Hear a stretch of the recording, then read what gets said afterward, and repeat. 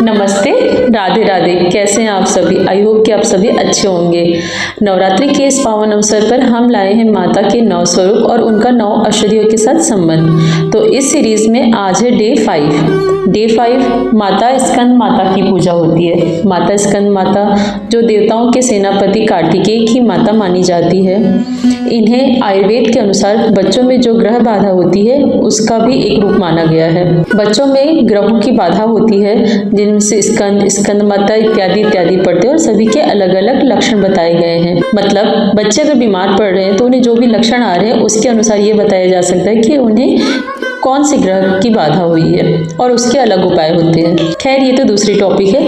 अगर आपको इस टॉपिक पे वीडियो चाहिए तो प्लीज़ कमेंट बॉक्स में कमेंट करें। आगे बढ़ने से पहले अगर आपने चैनल को सब्सक्राइब नहीं किया है तो प्लीज़ चैनल को सब्सक्राइब कर लीजिए और बेल आइकॉन प्रेस करके नोटिफिकेशन ऑन कर दीजिए ताकि जब भी नया वीडियो अपलोड हो तो आपको सबसे पहले नोटिफिकेशन आ जाए। स्कंद माता का संबंध अतसी नामक औषधि से है। अतसी जिसे अलसी या फ्लैक्सीड भी कहा जाता है, इसे सुपर फूड भी कहते हैं। इसे सुपर फूड यूं ही नहीं कहा जाता, यह एक चमत्कारी औषधि है।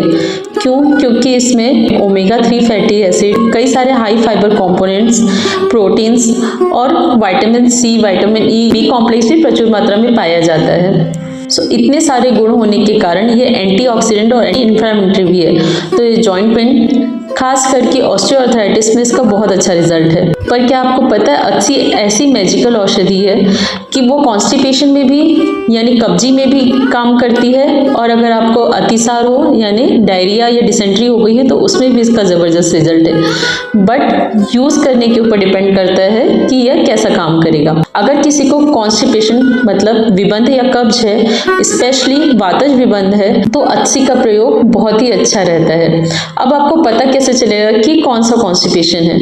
अगर आपको 3-3, 4-4 दिन में मल आ रहा है, मल बहुत ही ज़्यादा टाइट हो रहा है, नीचे ही नहीं उतर रहा है और अगर होता भी है तो बहुत कम मात्रा में और बकरी की मिंगनी की जैसा होता है, तो आपको वातज कॉन्स्टिपेशन है। और कफज कॉन्स्टिपेशन से इसका डिफ्रेंशिएट कैसे करेंगे? कफज कॉन्स्टिपेशन में मल की मात्रा नॉर्मल रहती है और मल चिपचिपा होने के कारण नीचे नहीं उतरता है और वातज कॉन्स्टिपेशन में मल सूखा होने के कारण नीचे नहीं उतर पाता है। वातज कॉन्स्टिपेशन में करना क्या होता है? अगर आपको वातज कॉन्स्टिपेशन है तो अलसी का 5 से 10 ml तेल आपके लिए मैजिक है। इसे आप दूध में या गर्म पानी में मिक्स करके या डायरेक्ट ऐसे ही ले सकते हैं। शाम के 5:30 से 6 बजे के बीच में 1 चम्मच अलसी का तेल ले लीजिए या फिर रात को सोने से पहले 1 चम्मच अलसी का तेल दूध या गर्म पानी के साथ ले लीजिए। ये तो हो गई कॉन्स्टिपेशन की बात। लेकिन अगर आपको डायरिया या डिसेंट्री है तब भी आप अतसी का प्रयोग यानी अलसी का प्रयोग कर सकते हैं। उसमें आपको क्या करना है? अलसी के बीजों को थोड़ा सा भून लीजिए और 3 से 5 ग्राम अलसी के बीजों का पाउडर चबा चबा कर खा लीजिए। ये आप दिन में 2 से 3 बार कीजिए तो डायरिया या डिसेंट्री से आपको जल्दी ही राहत मिल जाएगी। इसके अलावा अलसी गर्म होने के कारण और कफ का निःसरण यानी कि कफ को शरीर से बाहर निकालने के कारण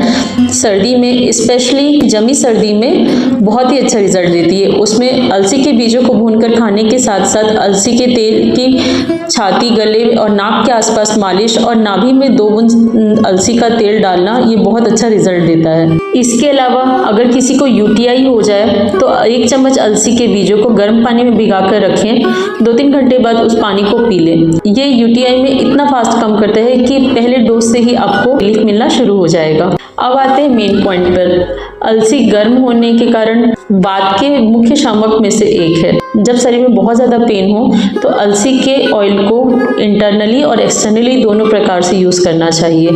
आप 1 चम्मच अलसी के तेल को दाल में या यूं ही ले सकते हैं, साथ में थोड़ा सा अलसी के तेल को पेन वाली जगह पे मालिश कीजिए। लेकिन सुपर फूड होने के साथ साथ इसके कुछ नुकसान भी हैं क्योंकि अति सर्वत्र वर्जित।